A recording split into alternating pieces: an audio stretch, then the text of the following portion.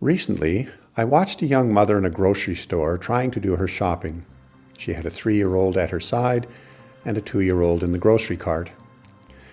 Several times I would hear her saying to her children, "No, we don't need that," as the children reached for something that they wanted, a chocolate bar or a toy or something very colorful. Now, besides my admiration for the patience of this mother, I was struck by the role of desire in the lives of these young children. They were attracted to things they recognized and liked, and they automatically reached out for them. At the same time, the mother was teaching them to discipline their wants, to recognize that just because something was in front of them, they couldn't necessarily have it. And these children seemed to listen to their mother, who spoke gently but firmly to them and their desires. I also began to notice how much the world of advertising played a role for these children, and of course for all of us. There were toys that they recognized from TV, but there were also snacks and chocolate bars right at their eye level in the grocery aisles. Desire is one of the cornerstones of our lives, but we do not often think of it. We like to be rational in our choices, but we seldom recognize the forces that pull at our desires and how they manipulate our choices. I'm sure that you, like me, have at times come home from a store and wondered why we bought certain items. In my case, I wanted them when I saw them, but on later reflection I realized I could easily have done without them.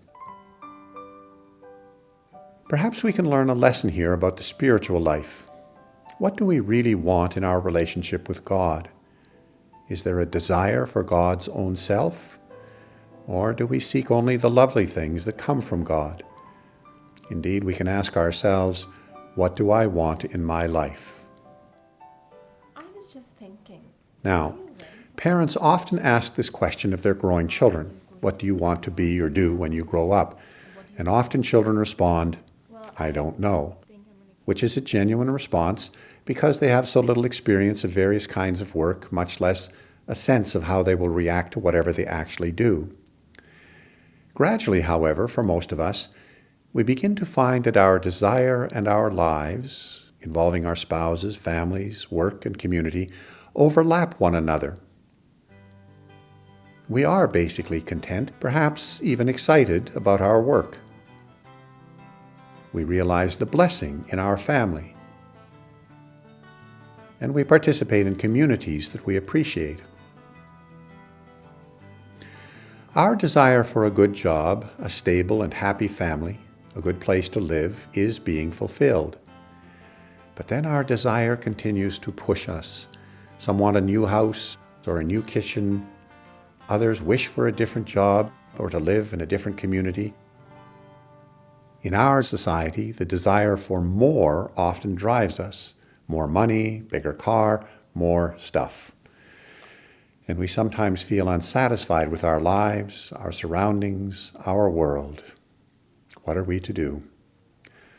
I would like to suggest that the first issue for us to face is what I call our ultimate desire or want. The philosophers of old called this the desire for happiness. But St. Thomas Aquinas pointed out that only God can ultimately satisfy our longing for happiness, and this takes place only in union with God.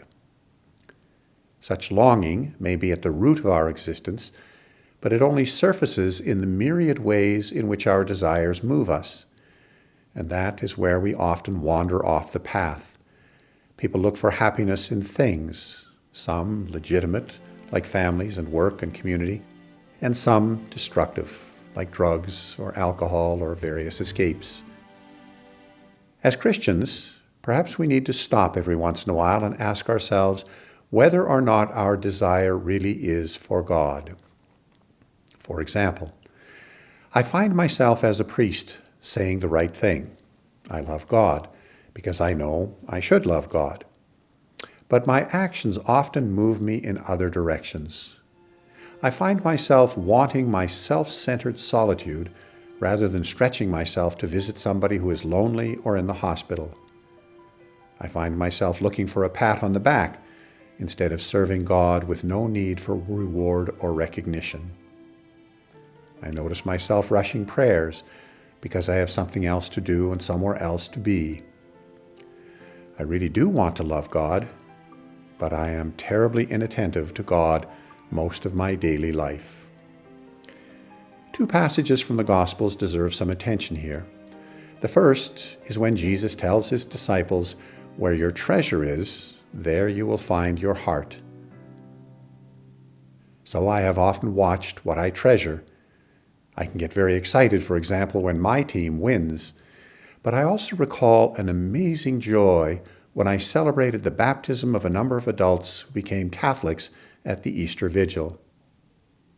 So you see, my heart is somewhat divided, and thus I pray the prayer that makes so much sense.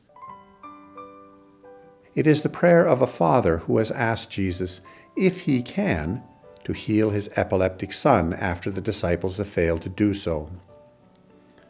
Jesus is exasperated and says, "If? Everything is possible for the one who has faith." And the father replies, "Lord, I do believe. Help my unbelief."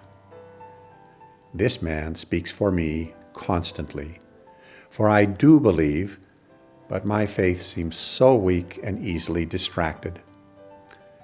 Nonetheless, recall the rest of this gospel story. Jesus healed the man's son. We may not be perfect in faith or have disciplined our desire to focus entirely on God, but Jesus understands this, and like a good mother, invites us to continue to grow by shepherding our wants and desires so that they conform more and more with God's own desires and heart.